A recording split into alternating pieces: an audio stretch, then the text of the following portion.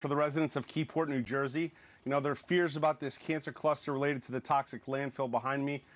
Independent testing has found the presence of dioxins here, which are some of the most carcinogenic compounds on the planet. Not only that, they found them at levels 6 times the level that the EPA gets concerned at.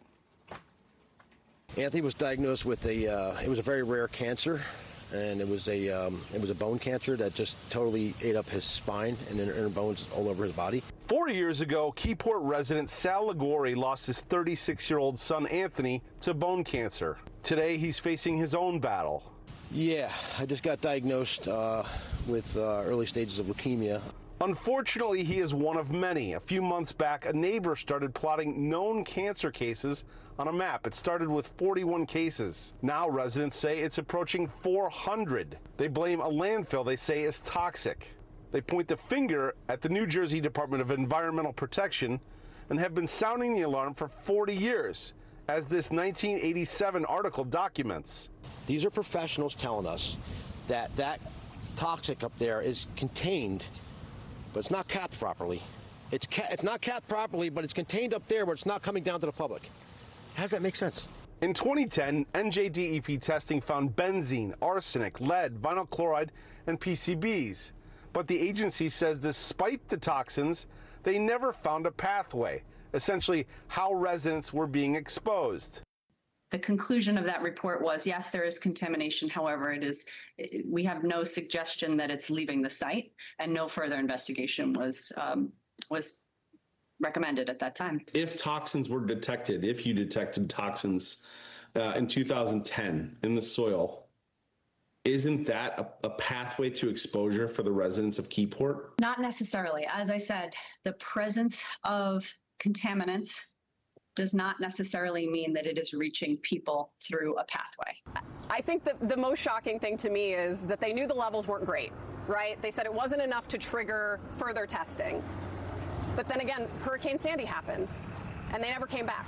What are you testing for? We're going to test for dioxins, SVOCs, PCBs, toxic metals, everything. In June, independent testing expert Scott Smith came here to test. Smith tested for PCBs and dioxins, some of the most carcinogenic compounds on the planet. The EPA trigger threshold for human health exposure and follow-up testing is 4.8 parts per trillion TEQ for soil.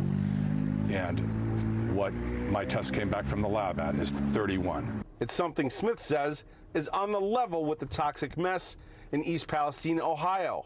And Rich, to put things into perspective, when the dioxin TEQ was above 20, toxicologists get concerned in East Palestine. The dioxin that you found in the samples, that the lab found in the samples, is 7 times what the EPA sets as their trigger threshold to basically say, we need to test more? Correct, over 6 times, not quite 7, but it's like 6.4 times.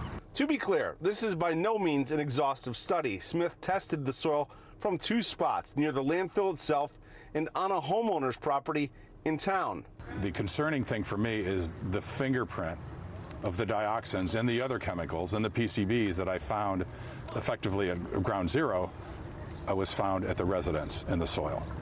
It's mind-boggling that there's been no testing by any state agency, any federal agency like the EPA, especially after Hurricane Sandy, because we know with that kind of flooding, that is a pathway to exposure. While these initial results are not good, resident Alex Kraft says this is at least a start. This isn't unsolvable. It's just that nobody wants to spend the money to solve it. And what's your job?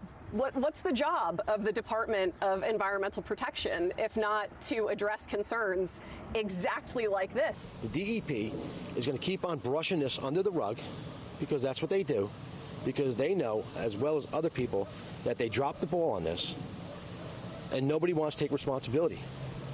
And it's not fair. It's not fair. Now, we asked the NJDEP if they would comment on these results.